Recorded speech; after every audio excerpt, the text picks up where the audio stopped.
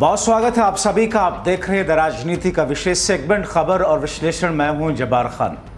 दोस्तों, आज़ाद समाज पार्टी के चीफ चंद्रशेखर आज़ाद का सबसे पहला लक्ष्य था अपने दम पर खुद को सांसद बनाना।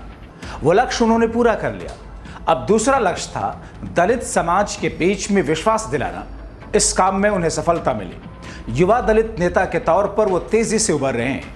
दलितों के बीच में मायावती के उत्तराधिकारी के तौर पर चंद्रशेखर आज़ाद का ही नाम लिया जा रहा। तीसरा लक्ष्य है आज़ाद समाज पार्टी को राष्ट्रीय स्तर पर मजबूती देना। इस काम में चंद्रशेखर गंभीरता से लगे हैं। चौथा लक्ष्य जो बेहद ही महत्वाकांक्षी है, योगी को सत्ता से बेदखल करना और बीजेपी को पूरी तरीके से पैदल करना। अब इस काम में चंद्रशेखर ने एक ऐसा जाल बनाना शुरू किया जिससे बीजेपी में हलचल है।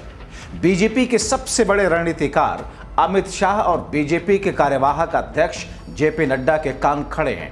अब चंद्रशेखर के इस कदम से निजात पाने के लिए उनके पास एक ही रास्ता बचा है, सीएम योगी को मुख्यमंत्री की कुर्सी से हटाना। दोस्तों, उत्तर प्रदेश में 2 साल के बाद विधानसभा चुनाव होने हैं, लेकिन सियासी बिसात अभी से बिछी है।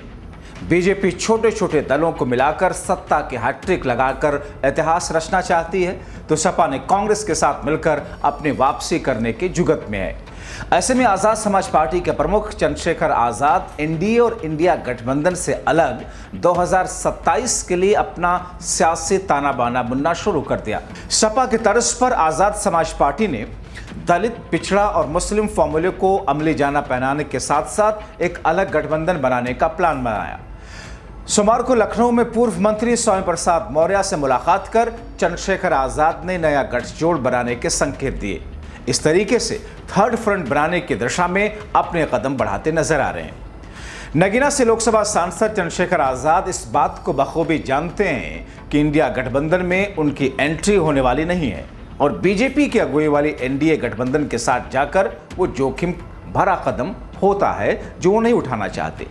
मायावती पहले ही उन पर निशाना साध कर बता चुकी हैं कि बीएसपी के साथ दोस्ती किसी भी सूरत में संभव नहीं। मायावती ने चंद्रशेखर और स्वामी प्रसाद मौर्य के लिए यह कहा था कि बीएसपी को कमजोर करने के लिए छोटे छोटे दल बनवाए जा रहे हैं। बीएसपी के खिलाफ छोटे छोटे राजनीतिक दल और संगठन बना रहे हैं। सत्ता और विपक्ष में रहने वाली पार्टियां बीएसपी के खिलाफ एकजुट हो रही हैं, बीएसपी को कमजोर करने की कोशिश कर रही हैं। चंद्रशेखर आज़ाद 2027 के विधानसभा चुनाव से अलग सियासी ताना बाना बुनने में जुटे हैं। इसी कड़ी में चंद्रशेखर आज़ाद ने लखनऊ में स्वामी प्रसाद मौर्य के आवास पर जाकर 2 मई को मुलाकात की। सपा से नाता तोड़ने के बाद स्वामी प्रसाद मौर्य ने अपनी जनता पार्टी नाम से सियासी दल बनाया। स्वामी प्रसाद मौर्य और चंद्रशेखर दोनों ही मजबूत सियासी ठिकाना तलाश रहे हैं, लेकिन कोई रास्ता ना देख आपस में हाथ मिलाने की तैयारी में है। चंद्रशेखर आज़ाद और स्वामी प्रसाद मौर्य दोनों के बीच हुई मुलाकात को डॉक्टर भीमराव अंबेडकर और काशीराम के मिशन को आगे बढ़ाने वाले 2 नेताओं की मुलाकात बताई जा रही। ये मुलाकात अपनी जनता पार्टी के केंद्रीय कार्यालय लखनऊ में हुई और इस दौरान दोनों नेताओं के बीच में सामाजिक न्याय, बहुजन एकता, आगामी चुनावी रणनीति पर चर्चा हुई। माना जा रहा है कि दोनों पार्टियों के बीच में एकजुटता और 2027 में मिलकर चुनाव लड़ने की स्ट्रैटेजी पर बात हुई। इस तरह से साफ है कि 2027 के चुनाव में चंद्रशेखर आज़ाद और स्वामी प्रसाद मौर्य आपसी गठबंधन कर किस्मत आजमा सकते हैं। स्वामी प्रसाद मौर्य हार्डकोर अंबेडकरवादी नेता माने जाते हैं। लोकदल से लेकर के बीएसपी, बीजेपी और सपा में वो रह चुके हैं। सपा के महासचिव और एमएलसी के पद से इस्तीफा देकर अपनी पार्टी का गठन किया। 2024 के लोकसभा चुनाव में कुशीनगर सीट से किस्मत आजमाई, लेकिन जीत नहीं सके। 2027 के विधानसभा चुनाव की सियासी तपिश बढ़ने के साथ ही चंद्रशेखर आज़ाद से मुलाकात नए गठबंधन बनने के संकेत दे रहे। इस तरीके से चंद्रशेखर यूपी में तीसरा मोर्चा यानी थर्ड फ्रंट बनाने की स्ट्रैटेजी में है।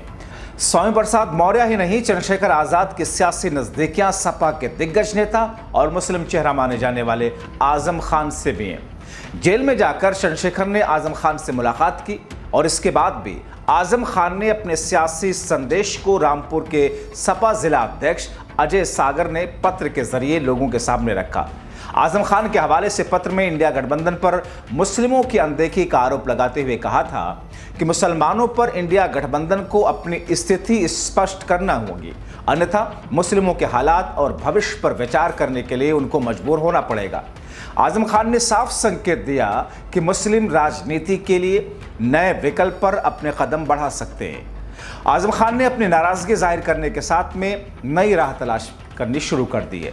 आजम खान से लेकर चंद्रशेखर आज़ाद और असदुद्दीन ओवैसी तीनों नेताओं का राजनीति का सियासी केंद्र पश्चिमी यूपी और रुहेलखंड का क्षेत्र है। चंद्रशेखर ओवैसी और स्वामी प्रसाद मौर्य 2027 के लोकसभा चुनाव एक साथ मिलकर लड़ चुके हैं और अब आजम खान को लेकर 2027 में सियासी विकल्प देने की स्ट्रैटेजी चंद्रशेखर की है। नगीना से जीतने के बाद से ही चंद्रशेखर आजाद दलित मुस्लिम समीकरण के सहारे यूपी की सियासत में अपनी जगह बनाना चाहते हैं, तो वैसे भी इसी फॉर्मूले पर अपना सियासी ताना बाना बुन रहे हैं। आजम खान का सियासी आधार मुरादाबाद मंडल में खासकर मुस्लिमों के बीच रहा है। आजम के सहारे ही सपा ने मुरादाबाद मंडल में अपनी सियासी जड़ें मजबूत करने में कामयाबी हासिल की। स्वामी प्रसाद मौर्य दलित और ओबीसी के बड़े नेता हैं। बीएसपी में गैर यादव ओबीसी वोटों को जोड़ने में स्वामी प्रसाद मौर्य का अहम रोल माना जाता है। चंद्रशेखर आजाद सपा के तर्ज पर पिछड़ा दलित अल्पसंख्यक फॉर्मूले को आगे बढ़ा रहे। पिछले दिनों चंद्रशेखर आजाद ने अनुसूचित वर्ग से डॉक्टर भीमराव अंबेडकर काशीराम के मिशन को मजबूत करने का सहयोग मांगा, तो पिछड़ों और मुस्लिमों से एकजुट होकर सम्मान वापस पाने के लिए साथ आने का आह्वान किया। उन्होंने आगरा में सवाल किया कि साल 1992 में समाज के एक नेता को जैसे आपने यहीं से सत्ता की ताकत सौंपी थी, मुझे यहां बुलाकर क्या वैसी ताकत देंगे? चंद्रशेखर अपने सियासी फॉर्मूले को अमली जमा पहनाने के लिए दलित मुस्लिम नेताओं के साथ हाथ मिलाने की बिसात बिछानी शुरू कर दी। बीएसपी प्रमुख मायावती ने 2 मई को चंद्रशेखर आजाद और स्वामी प्रसाद मौर्य पर हमला बोला। मायावती ने कहा, बहुजन समाज के लोगों को इनसे सावधान रहने की जरूरत है। बहुजन समाज के लिए अपने बच्चों को भी बताएं वो लोग और सचेत करें कि बीएसपी ही एकमात्र पार्टी है जो दलितों का भला कर सकती है। उन्होंने कहा कि उच्च वर्ग के सामने बहुजन समाज को चारपाई पर बैठने का भी अधिकार नहीं था। साल 2007 में पूर्ण बहुमत की सरकार बनाने के बाद हमने अधिकार दिया। मायावती कहती हैं कि अब बीजेपी, कांग्रेस, समाजवादी पार्टी ने बहुजन समाज का वोट पाने के लिए खेल खेलना शुरू कर दिया। उन्होंने कहा कि जिस तरीके से काशीराम के अनुयायियों ने पार्टी और उनके एकमात्र उत्तराधिकारी और पार्टी प्रमुख प्रति अपना समर्थन दिखाया, उससे मेरी ताकत कई गुना बढ़ी। ऐसे में बहुजन के नाम पर बनाए गए संगठन और पार्टियों से सावधान रहना होगा। साफ है कि चंद्रशेखर और स्वामी प्रसाद मौर्य के सियासी कदम से मायावती अलर्ट है। आपका क्या कहना है इस खबर पर? अपनी राय कमेंट बॉक्स में जरूर लिखें। अभी के लिए इतना ही। आप सबका बहुत शुक्रिया। बीजेपी आरएसएस वालों को अब मैं अच्छी तरह जानता हूं। इन पर थोड़ा सा दबाव डालो, थोड़ा सा धक्का मारो, डर के भाग जाते हैं ये लोग। जैसे उधर से ट्रंप ने एक इशारा किया, फोन उठाया, कहा मोदी जी क्या कर रहे हो?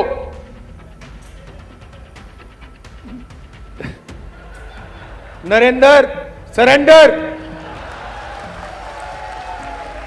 और जी हजूर करके नरेंद्र मोदी जी ने ट्रंप के इशारे का पालन किया। आपको एक समय याद होगा जब फोन कॉल नहीं आया था, 7th फ्लीट आई थी, 71 की लड़ाई में 7th फ्लीट आई थी, हथियार आए थे, एयरक्राफ्ट कैरियर आया था। इंदिरा गांधी जी ने कहा मुझे कुछ जो करना है मैं करूंगी।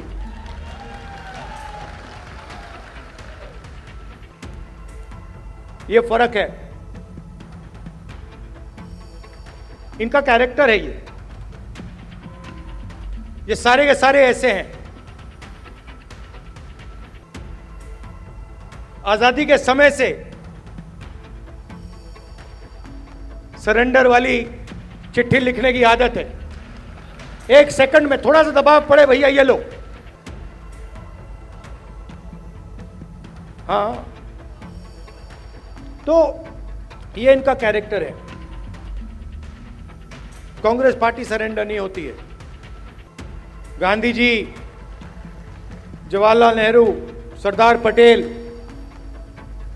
ये सरेंडर वाले लोग नहीं हैं। ये सुपर पावर से लड़ने वाले लोग हैं।